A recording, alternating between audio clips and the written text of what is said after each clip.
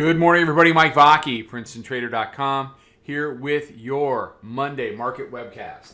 All right, so look, it's been a volatile night, but unless you were short from the Friday close or awake sometime between 3 a.m. and 6 a.m., it was a pretty hard move to catch. The actual China session was really choppy. There's really no volume there. I mean, there's, Asia's not even, most of Asia's not even open. So we gapped down pretty hard. We did as low as 52.25 after the open. Then they really just kind of chopped it. They waited until 3 a.m. They sealed off 66 and they went down and they did 35.75. It was a nice little move. It was a move I tried to catch early in the session, and we did a little bit after the gap. I flattened up for the weekend just because I usually do. It's pretty rare when I don't. I just don't like carrying. I don't like carrying gap risk around through the weekend. And anybody who was long into the close on Friday expecting a bounce can tell you all about gap risks this morning. So we flattened up and we did the gap. And I don't mind missing out on the gap. I do like to catch the second leg, but some legs you just can't catch unless you're really willing to go nocturnal, and last night I was not. So what I want to see off the open is these pushes back into the low 50s. You've got volume weighted average price at 55.62. You've got our proprietary moving average in the 5-day, the 5-minute mid-band locked in. Call it 47.5. What's more interesting, going back to the daily chart, you now have the break, potential break. So 37.5, they do 37 on Friday, slightly lower high. You take out the 9-day, you close below it, you gap below the daily mid-band. By gapping below the daily mid-band, which is up at 73.74, you give yourself a really good chance for your first close below the daily mid-band of 2020. I mean, look, here's 2020. We've been below it once. That was Iran, and we bounced it, and we took it right back to the highs in the same session. This is a better opportunity because you had weakness on Friday. This is actually follow-through weakness. Do they come back up at some point and test this gap? Sure they do. Maybe not today. But how the daily mid-band through the gap fill reacts on a retest, which will probably come at some point this week, is going to tell us everything about whether this market is ready for an actual retracement, some profit taking, some resetting, where we go down and we deal with the 100-day exponential moving average and the 50 that are locked up there around 32.06. The 50 days locked up, with the lower band at 32.06.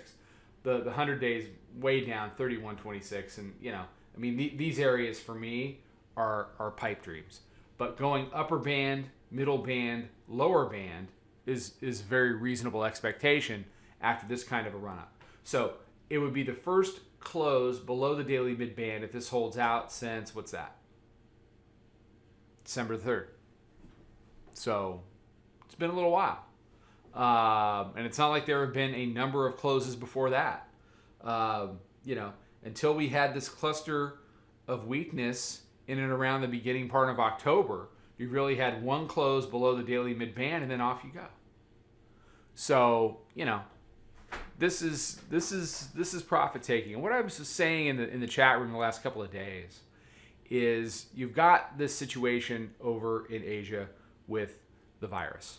Okay, I am not a doctor. I am not like everybody else on Twitter that is suddenly a freaking expert on outbreaks and pandemics and is able to correlate this with the Spanish influenza of 1920, and that's all bullshit. What I do know as a trader is that on some level you have a built-in excuse here to take some profits that people have been trying to find an excuse to take for a long time. They tried to do it here, but the tape wasn't having it. This, with the markets closed over there until February the 1st because of the Lunar New Year, you have a little bit of a built-in excuse to take some off, and the market's doing that. Now, whether it becomes more, whether this becomes more severe, I don't know. What I do know is they have their best chance since December 3rd to close below the daily mid-band.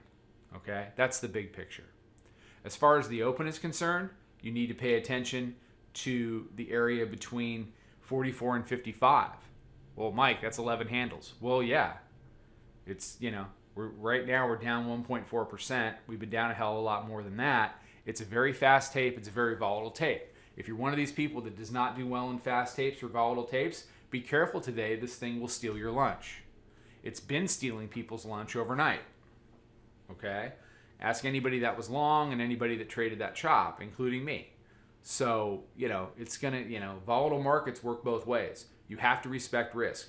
We always have our disaster stops on in our room, and they serve us very well when we get it wrong in these types of situations, because we don't do minus 10s or minus 15s or minus 20s. We don't do minus 6s. The worst thing ever happens to us is a minus 5.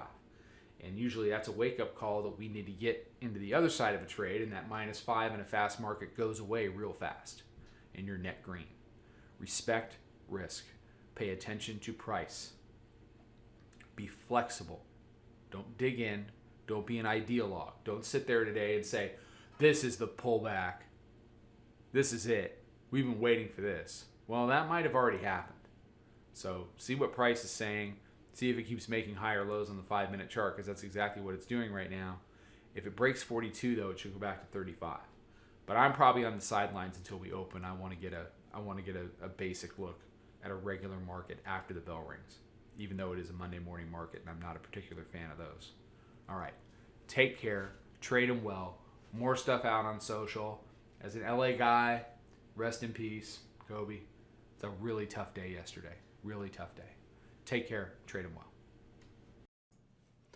Follow us over on Twitter, Instagram, and Snapchat at Princetontrader. Check us out on Facebook and join us for a free trial at www.princetontrader.com. Trade them well.